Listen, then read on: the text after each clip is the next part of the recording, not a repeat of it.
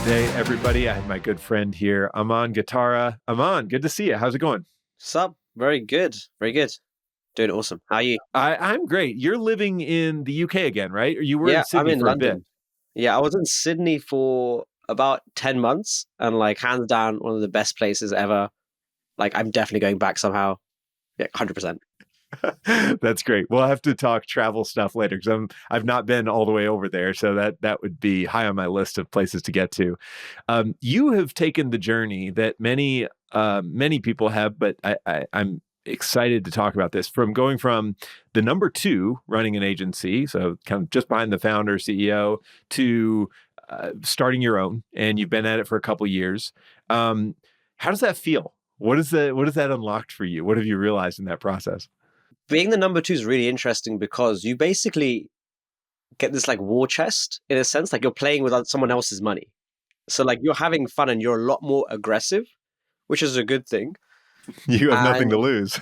nothing to really lose in the grand Yeah, scheme of yeah, yeah, things. yeah. Um, but at the same time, like as an individual, I have quite high agency. Like I genuinely do believe and think like the founder. And I would always if I someone was like, oh, how's the business going? How's your job? I'm like, oh, we're doing really well. I would genuinely always say we. And oh, do you run? I'm like, I don't run the business, but like it's so deeply ingrained that I would always say we. I'm part of this as tightly as the CEO of founders. And I always treated myself as such. So it was a war chest, but I treated myself as if I was running that business. And it is really enjoyable in that sense. Obviously, you take less of the profit or like the lion's share, but like that's its own risk and reward. But being the second hand at like a relatively young age gave me so much insight from everything from how do I sign my first client down to how do I grow this, how do I hire well and not badly, and then there's a relationship. Oh, there's a P&L. How does the P&L work? How do I forecast? How do I improve efficiency? Like all this all happened as a second to a CEO. And then I took the dive to do my own agency because I said, well, I see a opportunity in personal branding, which I thought was like the hugest thing. And I still think it's the biggest thing right now. Specifically growing a LinkedIn growth agency or LinkedIn ghostwriting agency. And that started around a year ago. And that journey's been amazing too. But all in all, it's conflict going from like an employee where you own it and you have as much mindset as you want to actually owning it is such a different level of emotion. And it's a really good transition to make. And I think everyone should make it at some point because there's like so much more realization that you have about business and about life. Yeah. Yeah. I was the number two at a couple of early stage startups before starting my own. And so I've talked about this often, I think, on the show, but the biggest thing to me was sitting there right next to the founders. And yeah, I didn't have the same, skin in the game that they did, but I certainly felt a high degree of agency and ownership of the organization, the direction.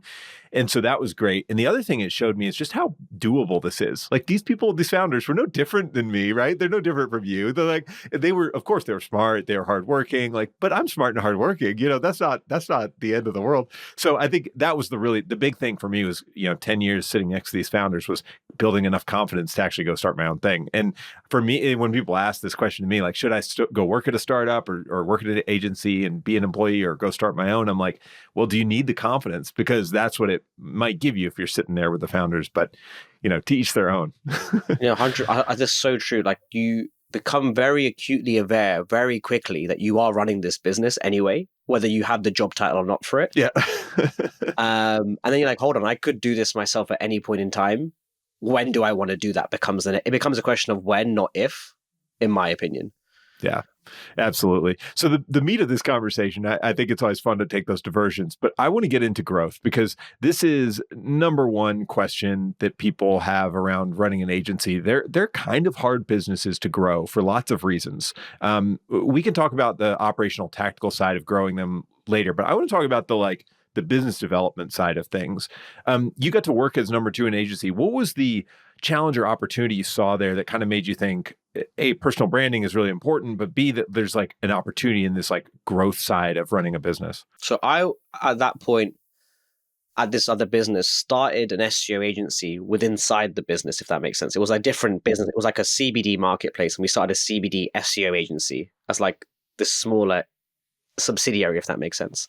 I had never sold SEO before, didn't even know what SEO was, and was like running webinars to get SEO clients and like selling 2K, 3K, 4K a month retainers and just trying to work it all out. Trying to sell SEO, I think SEO is one of like the hardest things to sell, like because it's like such a thing that there's no short term. There's a short term win sometimes, but like most time it's like a very like, oh, just trust me for 6 months, which is like a very hard thing to say. Probably one of the hardest marketing services to sell in the grand scheme of things. And I had to go through a lot of marketing channels to get stuff to work. I think I went through 27 marketing channels or tactics to get a working formula for this SEO agency.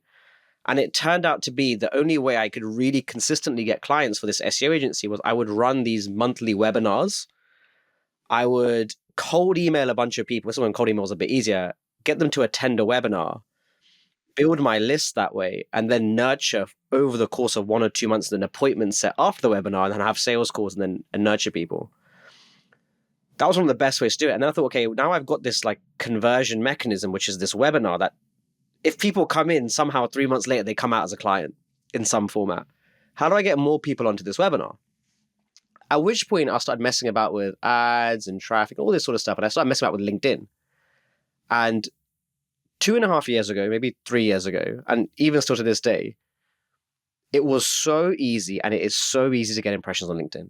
Like, if you compare this to any other marketing channel, like any other social platform, if you could get 5,000 impressions on a text-based post that you wrote up in 10 minutes, you're literally in one of the best golden ages of marketing. And I genuinely believe that's what LinkedIn is right now.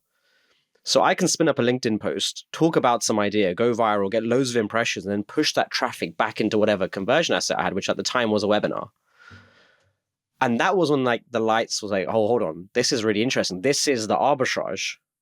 And then I had this feeling like, hey, now if I think about this like deeper, let's like expand this version of, this arbitrage today. Does this arbitrage exist in 2 years, 3 years, or 4 years? So growth people were typically very good at finding short-term hacks. Like that's what we're really, really good at. Can we make this short-term hack a long-term hack? And out of all the things I did, I said, out of all the things I'm doing, a personal brand is probably the thing that's going to stay throughout the future. And in a world of AI, it's only going to get more powerful and more important. And that was when like, oh, hold on, this is the opportunity. It's like having a personal brand. And naturally, where would you want to build a personal brand? Somewhere where there's loads of money, somewhere where the organic impressions are cheap or easy to acquire. And that literally is LinkedIn. There's nowhere else you can build a personal brand and sign a 100K contract the next week. Yeah, this is really interesting, Aman. You have a similar mindset to me, which is it's something I run through with my business partner every so often. We talk about marketing opportunity, like the ways we could market the business. I always want to ask, is this a additive kind of channel where every time we do it, it gets more and more powerful? Is it a flywheel, or is it you throw money in, you hopefully get money out, and then you start all the way over the next month like paid ads are? Now, it's not that either one is, absolutely yes and absolutely no. There's times for both. But I think to your point, this like building a personal brand is this flywheel effect, where essentially, yes, today you only have 100 followers, but tomorrow you could have 200. And then in 10 years, you could have 20,000 if you try, even if you don't try very hard. It's an amazing, powerfully asset for whatever you're doing as a founder. Here's the question to you, though, because you and I are talking about it like it's so obvious and simple. Why don't more agency owners do it? What is holding them back? It's so funny. I was literally speaking to someone who does wealth creation or for value creation for a PE firm, one of the biggest PE firms. And we were talking because I got introduced to him because he's like, oh, I've seen you work on some clients. We want this for our portfolios, which are very, very big companies. And I asked this question knowing what the answer was. I said, are your founders not doing LinkedIn already? They said, oh, no, they're not. I'm like, why? And he's like, oh, because they know the value of it. And I genuinely believe anyone listening knows okay, posting on LinkedIn is good. Like you all believe this. I'm speaking to you like, directly at the camera now. Like you all believe some idea of like LinkedIn. The issue you probably have is, oh crap, I've got to post 5 times a week. What do I put in my hook? What do I write this post about? Oh, this is really cringe. This is unfamiliar. This is awkward. Do I want to do this now? This is long. Like, when will I see the ROI? Would it be 3 months, 6? Like all these objections come in your mind. And that's what slows people down from doing this. And then you compare it. Okay, what if someone goes to you, oh, what about cold email? I can get you 10 book calls from cold email. Oh, that sounds more exciting. And so this like dopamine junkie monkey thing starts clapping around and going, oh, look at me, paid ads, cold email. And you get sucked into this place where it's actually very hard to get results, but the short-term results look really interesting. So I think the reason why most agencies don't do it is because it's kind of hard. It requires consistency, and there are other shiny objects stopping us from doing it. Yeah, that's a really good. I think that's honestly a good commentary on human nature in general. Like broaden this out beyond entrepreneurs trying to build a long-term brand or be successful. It's like, why don't people put more money into their 401ks? Why don't people invest in long-term investments when you know the stock market's going to go up over the course of 40 years? Like there's a thing I heard one time, and I wish I could remember the source, and I haven't been able to find it, but it's basically that there's some study done where people look at a future version of themselves in 10 years with the same level of empathy that they would look at a passerby on the street who they never talk to or meet. So what I mean by that is the average person sees themselves as a stranger in 10 years. That's why we don't plan for the future. It's why we don't build a personal brand. It's why if people ask me the same question, like I have had a personal blog for 15 years probably. It's got a couple thousand subscribers. It gets a few 100,000 page views a year. It's not massive, but it's like something, right? And people are always like, how did you do that? How do you do? I'm like, I don't know. I just wrote a blog post every month for 15 years. They're about all sorts of topics. None of them make any sense together. It's not a like grand strategy. It was literally like an outlet. So I think anything, my point being like, you're saying this and I totally agree. It's like anything can work when it is a long-term investment that compounds over time, but you have to have the discipline and the faith to just go into it and do it for a long time. And that's what's hard. Yeah, 100%. And then the next, if you believe, okay, I got the discipline to do it, which is an amazing milestone to hit. Am I doing the right thing? Is LinkedIn the right, like, should I build that personal blog, or should I do a YouTube, or should I do a LinkedIn? And then this like whole new debate happens. But this is a more interesting debate where you think about channels and longevity and stuff. But yeah, I completely agree. Yeah. I mean, and right, the channel question, where do I build my platform? And then the question of like, how do I do it? What do I say on there? I think you do a really good job talking about the tactics of LinkedIn and your LinkedIn. I was digging into this before. So let's get into that in a minute. I want to pull over to something you said a second ago that I totally agree with. I'm literally in conversations with both people who run sales at both my companies about how hard cold email is right now. What is going on with cold email? I know you know it. I know I probably know a little of it. Like, let's put the pieces together here. It's so interesting. So the reason why I'm qualified to speak on this topic is I've been cold emailing for like 10 years now, maybe more. It's the very first thing I did, and I do some of it today, but not a crazy amount. And I also work with a lot of lead gen agencies. So you're going to hear unfiltered stuff now because I see it from all the sides. I'm also qualified to speak about it because when GPT-3 came out, I started creating a first line SaaS icebreaker tool that would like scrape LinkedIn, create a first line, and then send it out. And for every 40 emails I would send out, I would book like 3 meetings. And I had like 5 inboxes running. That's that state. 40 emails got me like a few meetings. Let's say 20 emails was 1 meeting. I had 5 inboxes. And I was like, my calendar was full.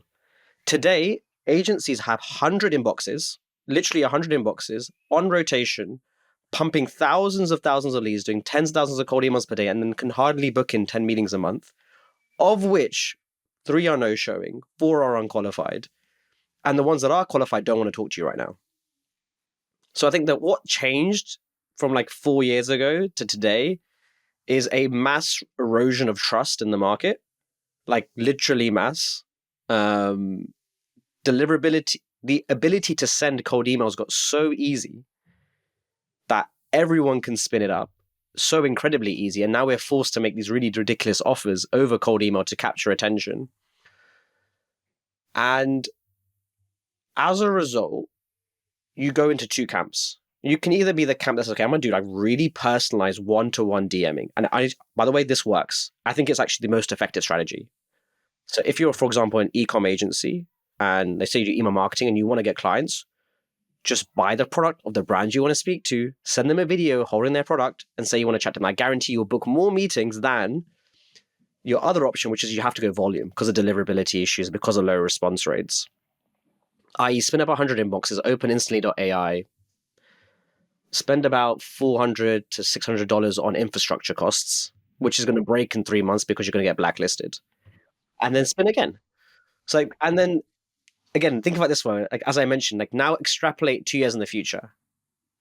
It's only going to get worse. It's only going to get harder. So there's like I fear cold email a lot. I don't want to do it, and it only really works in my eyes in a low volume capacity. I like go for like low volume. Be like really clever about who you're speaking to. Make really intelligent emails and offers because again, there are lots of lead gen agencies getting results here. I don't want to like slam them all, but if you do want to do cold email, you have to be aware there's like certain buckets you now have to play in. Same exact experience on my side. I don't have as much volume experience, but some of the companies I worked for coming just out of college, this is many years ago, but like were 100% cold email fueled. That was a thing you could do. You could, I mean, this is going back to where you could scrape Craigslist and spam out people for leads and things, and it worked. Like it did work at a point, right? But that all that stuff has gotten shut down, and it's very, very, very, very hard to do. And it gets harder and harder to do profitably every year. And I think this is where it's like, because again, you're talking about hundreds of dollars to spin up infrastructure plus someone's time, and they have to do this every 2 to 3 months to kind of restart the whole engine. You're constantly buying and churning through domain names and inboxes and like warming them up. It is huge. It's a huge operation. Now, again, in some cases, it might be worth it and you might find an ROI for a couple more years. But I agree with you that in general, the trend we're seeing is the email service providers are getting more and more locked down. Their detection tools are getting better for the most part, although I'll say that they've got plenty of problems still. What I'm curious about, this is an aside here too, because is that going to happen on LinkedIn with DMs? I know your approach is not like, the cold DM based as much as some people's, but like that's an approach. I'm getting bombed by cold DMs on LinkedIn, and I assume you are too. So like, are they going to start doing spam filters there, or is it not in their favor to do that? So we have a focused inbox, and I can see us having like a more of like a spam filtered inbox. I can 100% see that happening. And technically, we've already seen it because back in the day, I say back, it's not even like the day, it's like a few years ago, you didn't have a 200 connection request per week limit. Like 4 years ago, maybe a little bit more than that, you could upload your whole contact list over Gmail to LinkedIn and then literally like email mass I wish I freaking did it, man. I'm like kicking myself. I'm like, was I so silly to not have like abused what I could have abused then? I know people, FYI, some of the biggest LinkedIn accounts right now, Dark Truth, sitting at 50K plus followers, had a secret head start. They had the Gmail import feature and they just imported a bunch of years ago and they had like this very, very solid base. And I remember like there's no content on LinkedIn like 5 years ago. So like look, like they're playing with thousands of easy impressions all the time. So to your question, yeah, I think we're already seeing it happening. I would expect to see a more of a sponsored and focused inbox. That would be fair to do. But also I think we're really good at seeing automated and just ignoring it. It's like when I do that, and I've seen clients be very aggressive in their automated outreach before they come working with us, I can see them getting shadow banned. So it's more than just like, measuring this inboxes. The people that do spammy outreach do have a very big hit, do take a very big hit on organic impressions. People don't know this, but it happens quite often. So if you go out for like 3 follow-up sequences using a tool like whatever, Expandy, Duxu, HeyReach, whatever you want to use, and you go for a very aggressive follow-up sequence and you don't get replied to, you will have a hit in organic impressions. And so there are various ways LinkedIn is actually targeting and like de-incentivizing the spamminess. And again, back in the day, I used to have like 20 LinkedIn accounts rotating of fake accounts, sending out mass invites and getting lots of meetings booked for me. It doesn't really work anymore now, though. Yeah. So interesting. Yeah. I mean, every marketing tactic probably has a half-life to some extent where, the channel gets overdone or it gets saturated or gets more expensive or it gets, hard to stand out. I mean, we've seen it in everything. And they all seem to be different too, which is, I find interesting, like written content, blogs and et cetera has had a pretty long shelf life. And it's maybe now you could argue that with AI, it's going to change. I don't know what it'll be there, but it'll change. You've had similar things with like cold email where it had a long life where it worked and you had to constantly evolve, but it did work. And maybe that's starting to change even more and get tightened up. Before that, there was direct mails and in some industry, they still do direct mail, but it really doesn't happen nearly as much because people aren't there. Cold calls are similar. So it's interesting to like think about all the history of marketing channels. What do you, as a marketer, this is something I struggle with.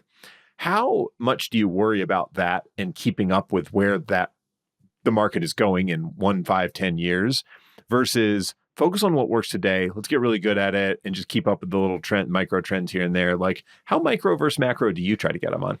I used to be really micro. Like back in the beginning of my career, I was like hack after hack after hack and chasing dopamine.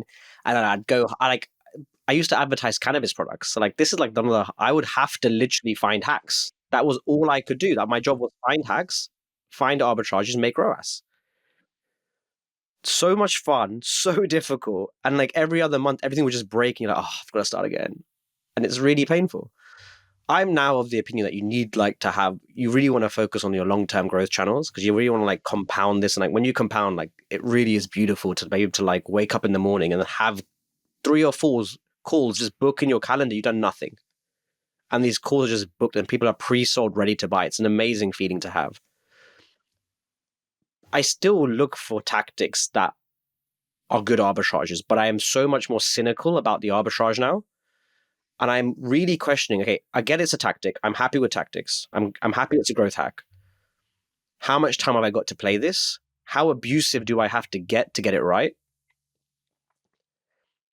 And in 3 weeks, what's everyone else doing? Because a lot of the things with growth hacks, the second you do it and it becomes visible, they die faster. The more you do it, the faster they die.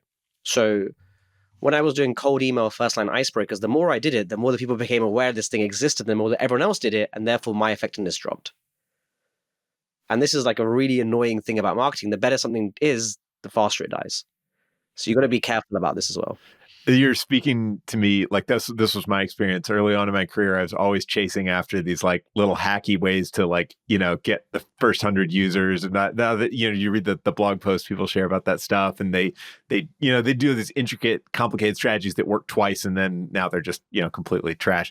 And I was really into that too. I do think what happens as you get older and maybe as you generate some level of success in your agency is like you realize that those come at a pretty high cost when it comes to the opportunity cost of like focusing on what kind of works already. Like again, we've been around long enough. Like I know that building my LinkedIn presence, my personal blog, my personal newsletter, all those things are extremely valuable assets if you continue to build them over a long period of time. So if I spend 4 hours a week, let's call it, writing on all those things, that is a good ROI, but it takes 5 years to pay off, like, which I don't mind because I know 5-year me will care about this.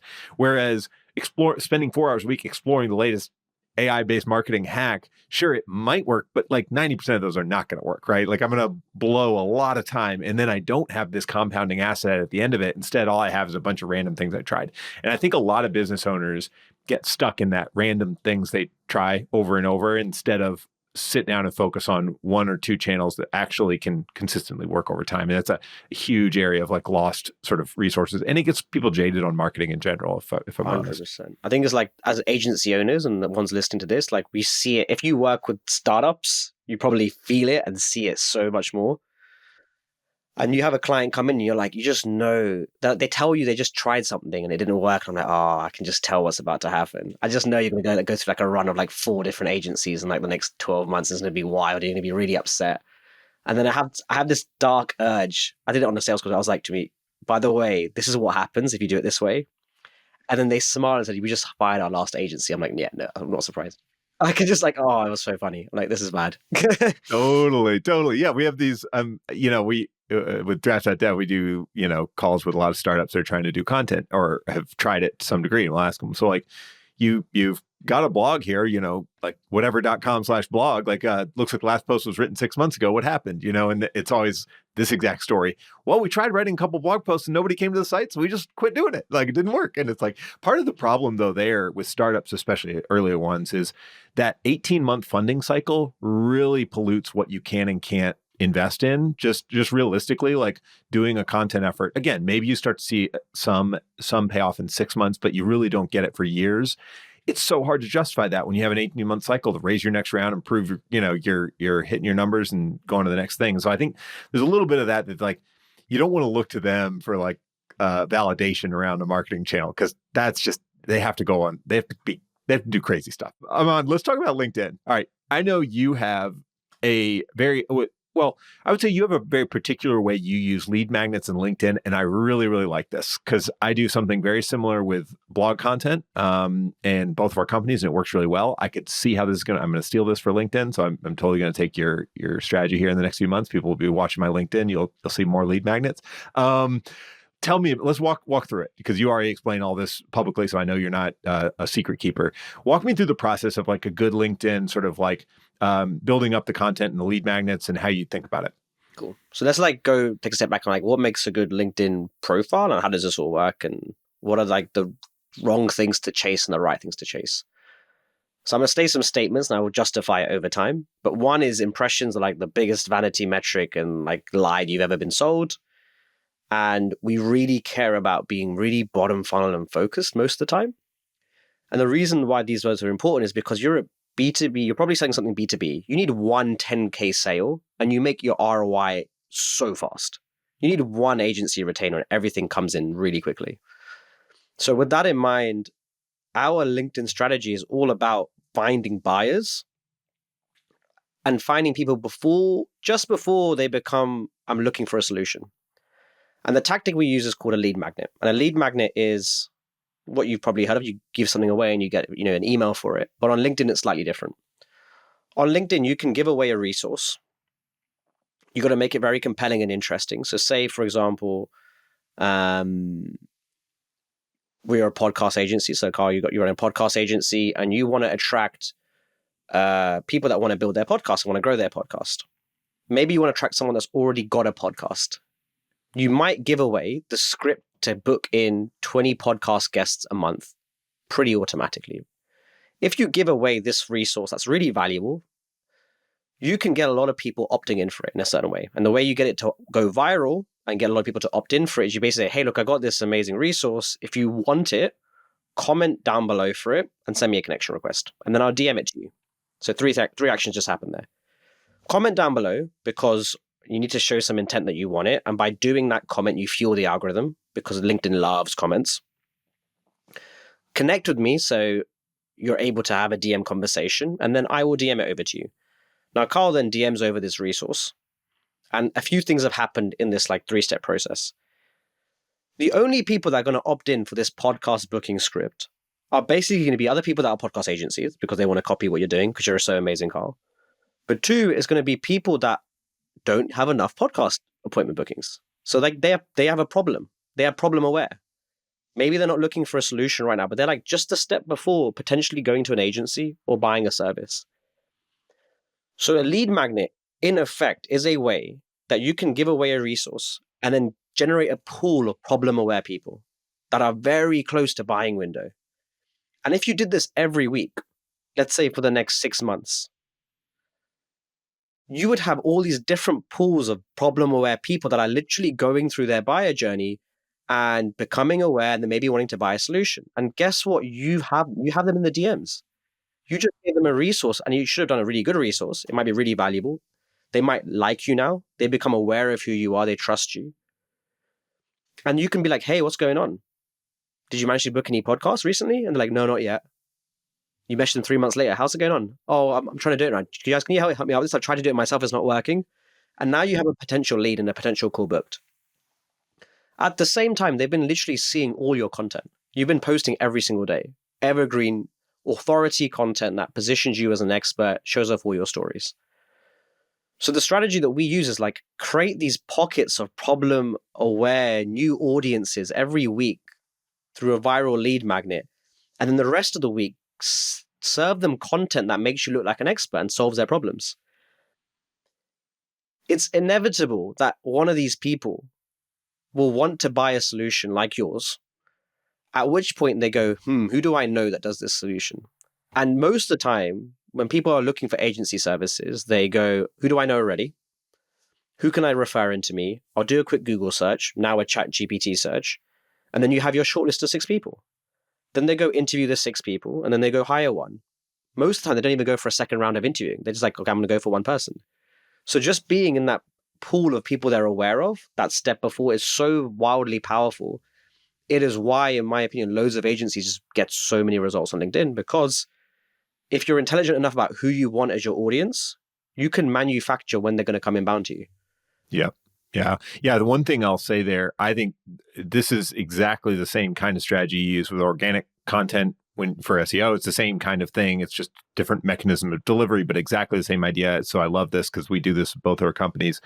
The thing that holds, in my experience, a lot of agencies back is that they refuse to dial in who they actually sell to. I'm sure you've seen it too. Like where it's like okay, we're looking at evaluating agencies to buy right now, and so I'm constantly talking to these agency owners, and I ask them about the strengths, the weaknesses, what they think they do well. Without fail, these agencies, small agencies, similar sizes to mine, are saying, well, our strength is we have clients in 30 different industries. So, there's lots of resiliency there. I'm like, that is the worst thing you could tell me because now how do I market this? Like, I'm an agency that works with anybody who will give me money. Like, that's terrible, right? Like, how do you, and I'm curious to hear if you see that, and how do you sort of get clients to come down to like agree to one thing that we can actually build a lead magnet around? Yeah, it's so interesting. So as a side note, I have an agency and a consulting business. Both run concurrently because my agency is like, charging monthly retainers. The consulting can work for smaller businesses. My agency typically works with 100K a month businesses, everyone below goes on a consulting model. The consulting model is usually where I have to solve the ICP problem because those businesses are probably doing under 100K a month or 200K a month. So therefore they have more of a like, who is my customer problem? So without fail, everyone I work with on the consulting front, and pretty much 50% of people who work with on the agency front, we spend the first week at least just fixing who do you want to sell to. And I say it pretty openly in the sales process that this needs to be fixed for this to get results. If this isn't fixed, nothing will happen. Nothing will work. So the people coming into our clients are aware this needs to be fixed. Otherwise, we're not going to work with them. So it's like a nice filtration mechanism. But you're completely right. They don't know who they're going to work with and who they want to work with. And we spend a lot of time working on, okay, I get the service you sell, but what's the outcome you deliver? Okay, you sell podcasts, but what is the point of the podcast? Go one level deeper. Okay, then what's the reason for that? Okay, cool. Out of your client list, tell me who do you serve? And typically paid ads agencies, they're like notorious for this. They're like, oh, I serve a bit of SaaS, a bit of healthcare, a bit of e-com. Like, oh, here we go. Who do you like serving? Who do you want to serve? Who's the best customer? Like, okay, I like SaaS. I'm like, cool. Out of SaaS, who do you like? We have B2B and B2C. Okay, who do you like? Okay, B2B. I'm like, cool. We have B2B SaaS. Do you like startups or do you like scale-ups? Oh, I like both. I'm like, okay, here we go again. It's like, there's like every time you can go another level deeper. But the deeper you get, the so much more powerful it is. Because I love to create profiles that say, like, I help B2B SaaS companies reduce their CAC by 40%, and you have to be spending over 50K a month. My dream client sounds like that because they're so narrow, and then all our content is like so oddly specific that when the inbound comes in, they're like, oh, you just knew exactly what I was going through. Like, no shit. Because you spoke to one person only. Yep. Totally. It's so funny how this is for some reason this huge fear in agencies is that if I get too specific, I will have to immediately fire all my other clients. Like for some reason, this is what goes in their heads. They like, or the fear really is all my clients will see and they'll realize they're not my ideal client and they'll all leave me tomorrow, because of it. It's like, A, they're not paying that much attention to you, like I think like people, when they worry about like positioning on your website or even your LinkedIn, it's like, how much are your clients going to your LinkedIn and website just to check you out? Like it's not often, like maybe when they first sign, but they're not really doing that. And then the other thing is just like what you were talking about, when someone is problem aware, they start their first, how they go find the solution is, who in my LinkedIn do I know who does this thing, right? And the more narrow that thing you do is, the more likely they are to find you. Again, I found this with Draft.dev, where we do content marketing aimed at software developers. So there's a million content marketing agencies out there, like SEO agencies, a dime a dozen. I don't want to stand out from that crowd. It's just, or I don't want to like blend in with that crowd. How do I stand out? It's like, we only do that towards software engineers, very specific. And so over and over, people early on in sales calls would say, this is such an oddly specific niche. Like, it's just great. You're the only one who I know who does this. And it's like, that's what I want to hear again. But a lot of agency owners have a hard time overcoming that fear, I think, of losing everything else. If you have that fear, there's like, I have a thought exercise I work through, and it's more like, I say two things. Firstly, let's say you are a paid ads agency and you choose between SaaS or ecom, and you're like scared if I talk about SaaS only, the ecom guys won't come inbound, or if I talk about SaaS, my ecom clients will be like, who are you? What are you doing? I don't like you anymore. I'm going to churn from you. Like, that's the fear, which is completely fair. I get where it's coming from. Here's my 2 points. Firstly, is doing something on LinkedIn does not change your whole business. It's just an entry point. So every marketing channel has its own good and bad audiences. LinkedIn's more B2B, Facebook's more consumer. So doesn't it make sense that every marketing channel may have a different audience? Like, oh yeah, that makes sense. So that's like step one. Step two is, okay, when you see, let's say you're a founder, when you see content that says, hey founder, are you struggling to scale? You engage, you resonate, like, oh, I'm a founder, I see it. If I said, hey, VP of compliance, are you struggling with all your regulatory issues? You don't see the post. It just skips your mind. You just scroll past it. And so the point is, even if your clients did see that post, or anyone saw that post, they wouldn't see it really. They're exposed to so many marketing messages day in, day out. They only see the ones that speak to them, which is the whole point of what we're doing. So in the grand scheme of things, you focusing on an ICP is very normal and doesn't actually have any sort of bad effects whatsoever. And then it was like, oh yeah, that makes sense. And then we're okay with it. Yeah, totally. Yeah, it's a good time too I like that thought experiment because it also gives you permission to experiment with new like angles, right? So in other words, let's say I want to focus on one niche for the next 3 months and on LinkedIn, see how it goes. There's absolutely nothing stopping me, and there's no barrier to me just starting like sort of picking a new niche in 3 months and kind of trying to focus in there and see what happens, And like if you're, again, like people don't read the stuff that's not for them, so it really doesn't matter. And it may be harder to do this as you get bigger, but at the same time, by then you've probably figured out a lot of this stuff and you've kind of got a target or at least enough reputation. Yeah, it's not a problem. Cool. Aman, this is fun. Let's talk about another fun topic that I know you're playing around with, which is AI. We're talking in April 2025 as we record this. And so I always caveat this because in 6 months or 2 months or whenever this comes out or somebody's listening, who knows, right? Like the world will be a whole new place.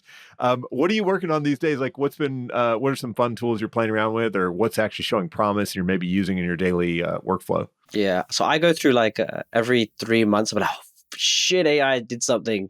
Let me like look into it a little bit. So the recent oh shit was the ChatGPT image update, which is, I guess it's gonna be funny listening back to this because I'm like, this is mind-boggling right now. I was like, whoa, this is so good. My co-founder and I basically spent the whole week messing about with AI last week. Like we're just like, let's just investigate this fully because like there's been an upgrade to the system and all our assumptions may now be false, which is like this isn't good enough for this isn't good enough for that. And it's so good at image. Like it can do really good images. It can change the text and it looks very realistic. And I'm like, shit. And then there's like a Canva update that's come out recently. So you can generate an image and then push it into Canva and then change the text or I'm like, drag stuff around. Like, that's wild. Like we're in a really good place here. So every few months, I'm like looking at what's happening in the AI space.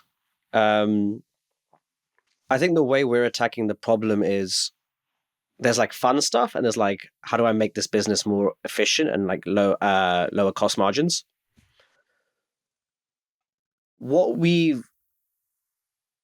Instead of trying to like replace I think the wrong thing we tried to do at the beginning was like try to replace the whole output in one step. And it doesn't work that way. And so what we're doing is like we're replacing micro steps. Like, for example, let's say LinkedIn content. What's the ideation of the content? Where's the quote from the transcript that we had? Where's the can we run it through and generate 10 other hooks just to test it? Can we do some QA with this AI? Like putting out these little steps, and that's working really well for us. So we're seeing it more as like this very assisted thing, but as they assist more things, we have to move people's job responsibilities around because the thing that they were previously doing that was kind of difficult is actually kind of easy now. And they could do this other thing now. So it's like a really interesting, like we have to juggle things about. So it's really interesting for like ideation, for variation, for QA, like it's working really well. And I'm pretty sure we can save a fair bit of margin. Like to the point where I'm like, maybe we should reduce pricing now to be more competitive, which is like what everyone thinks AI will do. But like we could reduce pricing technically and undercut the market right now. And I'm sure a lot of agencies are thinking about that. Yeah. I think there's a couple things we were touching on this just before the call, so we can kind of come back to this. But like one of the challenges in running an agency is you hit these different inflection points where you have to add a new layer of management, so your costs go way up, even though the productivity does not really go up immediately following it. It takes time, and so where AI tools could be helpful is like increasing that sort of time before you have to make that next big hire that is a big choosing your cost there. But I agree with you. I think there's some specific parts of content creation, generation, and optimization that AI seems to be good at, as long as a knowledgeable human is in that loop, kind of guiding it and keeping an eye on it. Because you're right, the initial thought 2 years ago when we were all talking about ChatGPT, I don't know, it was on GPT-3 or something, or 2 back then. But back then we were all talking like, this is going to end all content agencies. We're just going to write a prompt and immediately get a blog post, right? And now we see that those are just trash and they don't add much value. And so you have to kind of like use this multi-tiered or step approach and maybe agents will help make that semi-automated too. But I still think there's going to be humans in the loop at different stages. But to your point, it's going to take fewer humans to do as much output. So the question is, do people demand more output for their money? Maybe that's one option. Or do we have to lower prices effectively to compete as people get better and better at using these tools? I don't know. Yeah. It's really interesting. Does it become a more in-house function?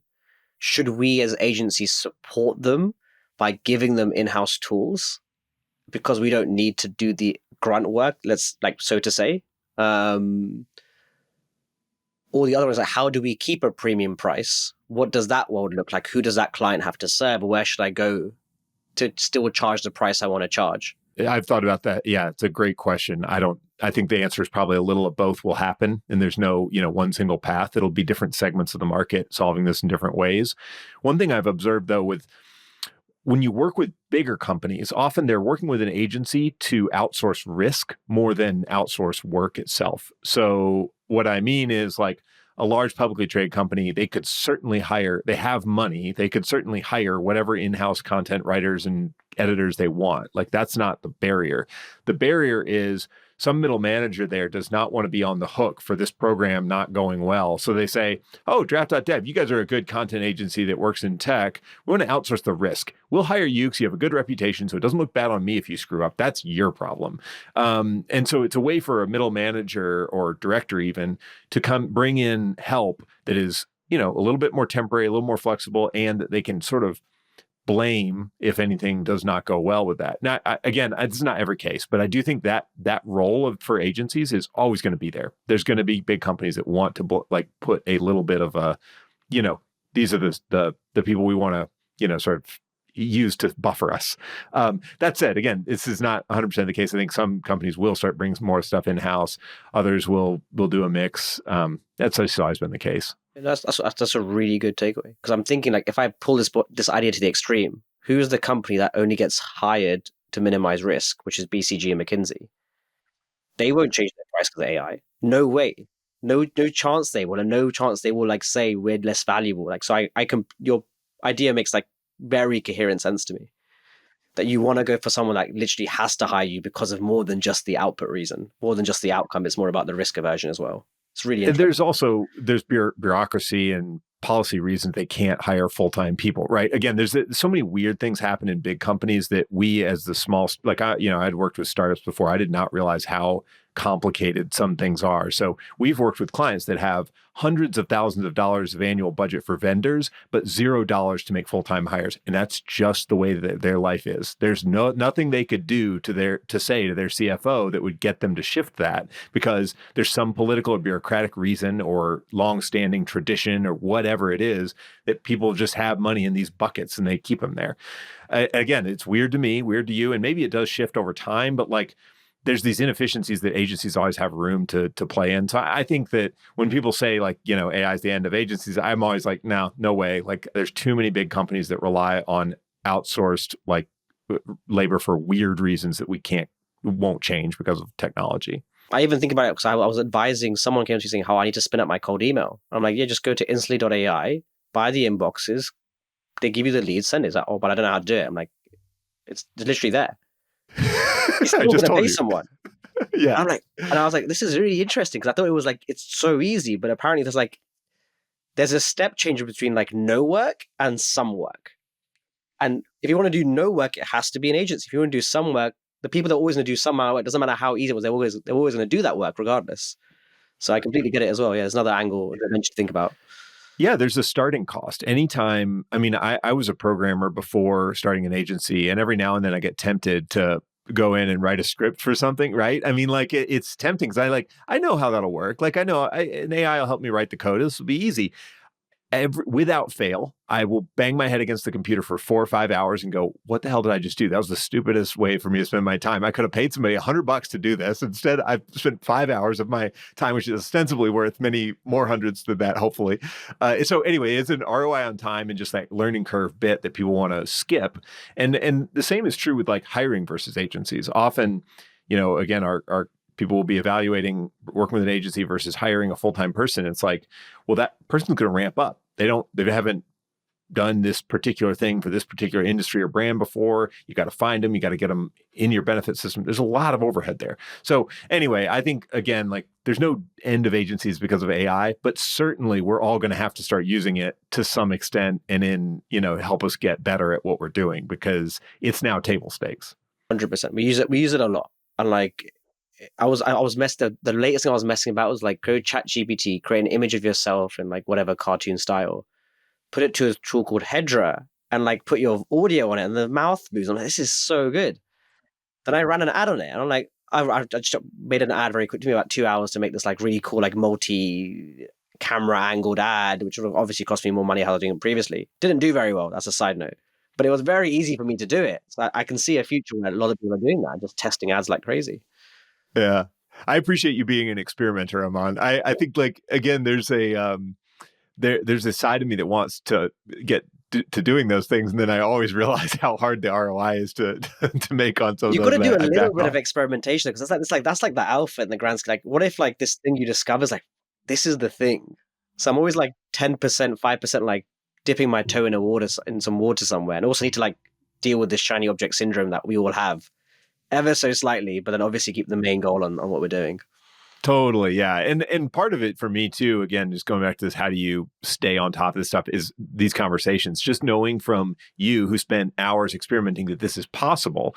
Now, if I ever wanted to run a headshot ad of myself in a cartoon style, I'm going to go, Aman, you made a post about this. You talked about this. Like, how much would it cost for you to do this? Or what do I need to do this? And I'm going to get a formula from you rather than have to start it from scratch. But either way, I like you're right. You have to, when technology is changing all around you, you have to at least be aware in some way, whether it's through conversation or seeing people do it or doing it yourself, that this stuff can be done and know what's possible.